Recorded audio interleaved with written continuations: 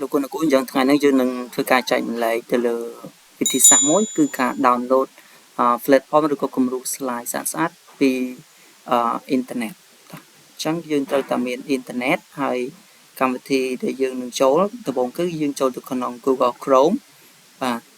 បន្ទាប់ពីដែលយើងចូលនៅក្នុង Google Chrome ហើយយើងនឹងចូលទៅក្នុងbrowser មួយទៅហើយកម្មវិធីដែលយើងត្រូវ download platform នៃកម្មវិធី PowerPoint គេឲ្យឈ្មោះថា Canva អញ្ចឹងយើងចុចទៅលើពាក្យ Canva នៅកន្លែង search នៅខាងលើនេះមកគឺអ្វីដូចខ្ញុំមក Canva អូខេអញ្ចឹងអ្វីបែបហ្នឹងក៏បានឬក៏យើងដាក់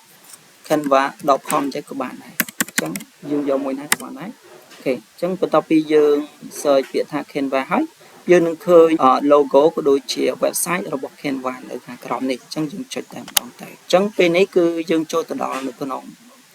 website Canva ហើយអញ្ចឹងវានឹងចេញបែបនេះសូមបញ្ជាក់ដែរបើសិនជាលោកគុណគូចូលដំបូងគេប្រកាសជាយើងត្រូវ sign up ជាមួយសិនដាក់ Gmail អីសិនទៅក៏ប៉ុន្តែដោយសារតែខ្ញុំធ្លាប់ចូលហើយអញ្ចឹងគឺវានឹងចេញបែបនេះឲ្យតែម្ដងអញ្ចឹងបន្ទាប់មកតើយើងត្រូវធ្វើមិនទៀតអញ្ចឹងសូមឲ្យលោកគុណគ្រូចុចទៅលើ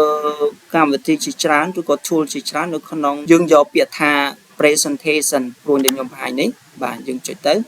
ខេអញ្ចឹងគឺនៅត្រង់ចំណុចហ្នឹងគឺតកតងជាមួយនឹងគំរូ slide អញ្ចឹងគឺ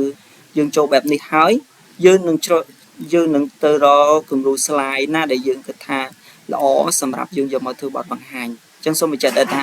យើងយកវាមក download យកមកប្រើនៅក្នុង PowerPoint ទេយើងមិនប្រើនៅក្នុងនឹងឡើយអញ្ចឹងយើងចុចទៅលើពាក្យថា design នៅខាងស្ដាំដៃនេះបាទអញ្ចឹងយើងស្គាល់តែ tool មួយគឺពាក្យថា design អញ្ចឹងគឺនៅក្នុងហ្នឹងគឺវានឹងឃើញសញ្ញាមួយថា platform អញ្ចឹងគឺវាមាន platform ជាច្រើនដែលយើងអាចយកមកប្រើបានអញ្ចឹងគឺយើងអាចស្រាវជ្រាវក៏ដូចជា search ទៅលើពាក្យហ្នឹងមកប្រសិនបើយើងតកតងជាមួយនឹងតើប្រធានបទនៃធ្វើបទបង្ហាញហ្នឹងវាតកតងជាមួយអីយើងអាចស្រាវជ្រាវបានឧទាហរណ៍ខ្ញុំតកតងជាមួយនឹងការអប់រំដាក់ថា education យើងតើ search បែបហ្នឹងមកហើយចុច enter ទៅអញ្ចឹង slide មួយចំនួនទាំងអស់នេះគឺសសឹងតែ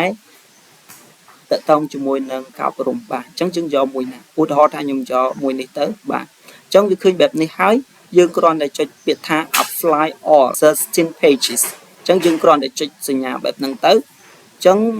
ទាំង13ទំព័រទាំងអស់ហ្នឹងវានឹងរត់មកចូលនៅក្នុងទម្រង់នេះបាទអញ្ចឹងយើងឃើញទាំងអស់ហ្នឹងហើយអូខេអញ្ចឹងពេលដែលឃើញបែបហ្នឹងហើយអីយើង download វាយកមកប្រើប្រាស់តែម្ដងអញ្ចឹងវិធី download យើងចុចទៅលើពាក្យថា share នៅខាងស្ដាំដៃខាងលើគេនេះបាទចុចទៅលើ share បាទអញ្ចឹងពេលចុចទៅលើ share ហើយយើងចុចពាក្យថា download ដែលមានសញ្ញាចុះខាងក្រោមបាទហើយបន្ទាប់មកទៀតយើងត្រូវតែ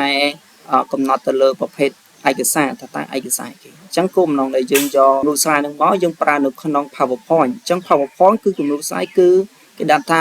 PPTX អញ្ចឹងយើងចុចអានឹងមកបាទហើយយើងចុច download តែម្ដងទៅអូខេអញ្ចឹងយើងនឹងរងចាំបន្តិចដើម្បីដំណើរការនៃការ download មួយនេះបាទ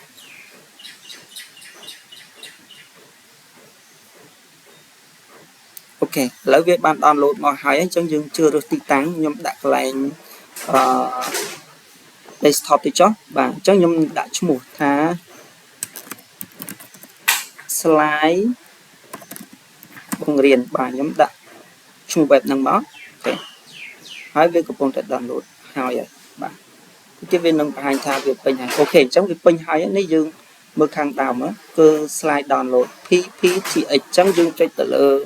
ឯកសារហ្នឹងមកបើសិនជាយើងចង់បាននេះនៅខាងនេះមកបាទអូខេអញ្ចឹងយើងចុចទៅលើវាបើសិនបើជាយើងត្រូវការយកមកកែឬក៏ដូចបញ្ចូលខ្លឹមសារអីបន្ថែមបាទអញ្ចឹងគឺ slide ទាំងអស់នេះយើងអាចយកមកកែក៏ដូចជាបញ្ចូលខ្លឹមសារមួយចំនួននៅក្នុងកម្មវិធី PowerPoint បានអូខេអញ្ចឹងបើសិនជាយើងចង់បានថែមទៀតអញ្ចឹងបើយើងចង់បានថែមទៀតយើងចូលទៅក្នុងកម្មវិធី Canva នឹងដែរដដែលអញ្ចឹងយើងគ្រាន់តែចូលកន្លែងពាក្យថា design មកយើងទៅរកផ្សេងទៀតមកយើង download មិញយើង download បានមួយហើយឧទាហរណ៍ថាយើងយកផ្សេងទៀតយើងគ្រាន់តែចុចទៅលើវាមកឧទាហរណ៍ថា slide មួយនេះបាទអញ្ចឹងយើងយកពាក្យថា fly all 10 pages បាទ fly ទៅអញ្ចឹងវានឹង load ឲ្យអស់ទាំងអស់អញ្ចឹងយើងទៅតាមវិធីមិញតដែលយើងចុចពាក្យថា share បាទ share ហើយយើងនឹងចុចពាក្យថា download បាទ download ហើយយើងជឿរើសប្រភេទ ឯកសារយើងយក PPTX បាទ PPTX យើងយក download តែម្ដងអូខេអញ្ចឹងសូមបញ្ជាក់បើសិនជាលោកគ្រូនគរចង់ download ឲ្យបានច្រើនយើងធ្វើវិធីនឹងដូចគ្នាតែដែរបាទអញ្ចឹងអានេះវាបាន load មកទៀតហើយយើងដាក់ឈ្មោះអីមកបាទខ្ញុំដាក់ឈ្មោះថា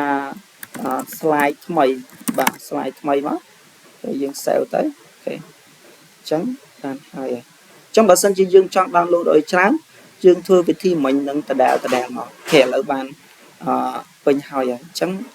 តែរយៈពេលខ្លីខ្ញុំបាន download រហូតដល់2គំរូ slide បាត់ទៅហើយអញ្ចឹងលោកគ្រូអាចសាកល្បងអនុវត្តទាំងអស់គ្នាបាទអូខេអរគុណច្រើន